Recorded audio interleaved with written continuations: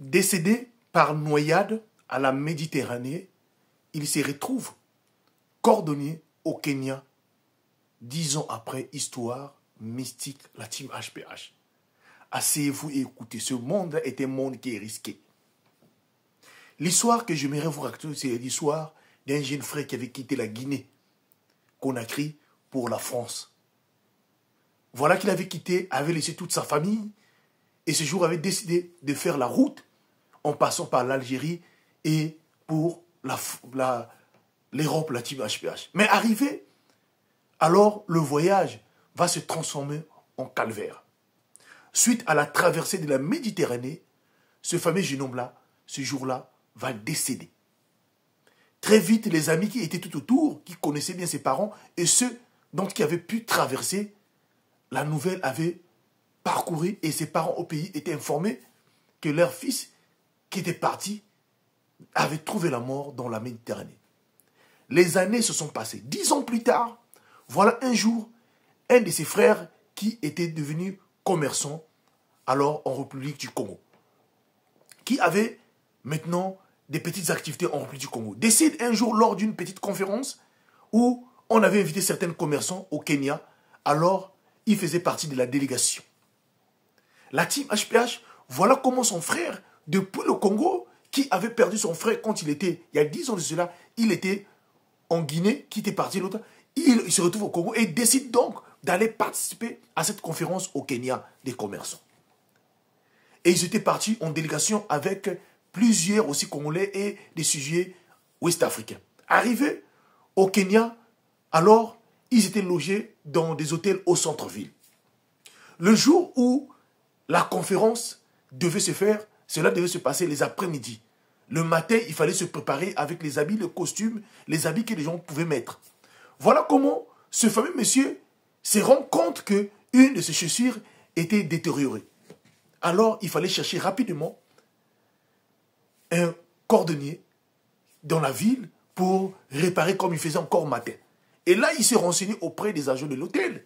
C'est là où les gardes de l'hôtel vont lui dire, il faut aller dans cet endroit, aller droit. De l'autre côté, il y a plein de cordonniers sur place. Voilà comment ce fameux décide donc de partir. Comme il ne connaissait pas trop la ville, il s'est fait accompagner avec un ami aussi, qui était venu avec eux dans la délégation. En partant, ils sont arrivés dans un endroit où il y avait plein de personnes, il y avait beaucoup de petits commerçants et ceux qui étaient là pour faire véritablement la cordonnerie ambulante. Et là, à la grande surprise, donc il arrive pour donner son pied à un autre monsieur, il aperçoit à distance un monsieur qui ressemblait à son frère, ça fait il y a 10 ans de cela décédé. Et là, il n'arrivait plus à comprendre. Il ne comprenait plus. Il était avec son ami, il dit à son ami, mais le fameux monsieur qui est au fond là-bas, ça ressemble à quelqu'un. Ah là, il pose la question au monsieur qui est en train de le faire, de nettoyer, voilà, d'arranger sa chaussure. Est-ce que le monsieur qui est au fond là-bas, qui a donné le dos là, est-ce que vous le connaissez?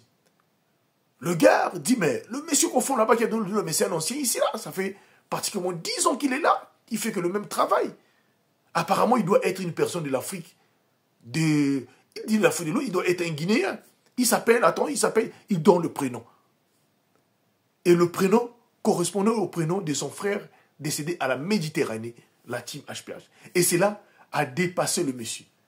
Le monsieur dit donc à son frère, allons là-bas, si c'est vrai lui, on doit. Pendant ce temps qu'il était en train d'avancer, il constate que le monsieur qui était assis, qui avait même des clients, il se précipite à prendre son sac et abandonner les clients qu'il avait commencé déjà à faire. Et le fameux, son frère là, commence à marcher. Et c'est là où il décide donc d'appeler son prénom, mais il regarde derrière les yeux, le visage de ceux qui le suivaient, se rencontrent, mais dès qu'il rentre dans une petite ruelle, il disparaît. Les gars arrivent là, la personne n'était plus là, la personne était partie. C'était un événement pour lui. Il décide donc de demander à tout ce monde qui était dans la zone, ceux qui travaillaient là-bas. Vous le connaissez, le monsieur. Les gens ont témoigné que ce monsieur-là, ça fait 10 ans qu'il travaille. Est-ce que vous connaissez là où il vit? Aucune personne ne pouvait savoir là où il sortait. Chaque jour, le matin, il venait ici. Là. Il est très connu dans toute la zone là. Vous pouvez demander à n'importe qui, on le connaît ici là. Voilà comment le fameux gars a vécu l'expérience, ces choses-là. Et ce jour, depuis le Kenya, il décide donc d'appeler ses parents en Guinée-Conakry pour leur expliquer la team HPH. C'est vrai que ce monde-là est un monde là où il y a plusieurs mondes. C'est un mystère, on ne peut plus savoir, à expliquer. Cela est réservé à Dieu. Voilà pourquoi il est important de prier sans cesse. Quand nous allons quelque part, nous marchons. Parfois, nous côtoyons des gens qui ne sont plus de ce monde-là sans se rendre compte. C'était votre frère HPH, l'homme à plusieurs histoires. Partage-moi cette histoire-là, s'il te plaît. Merci.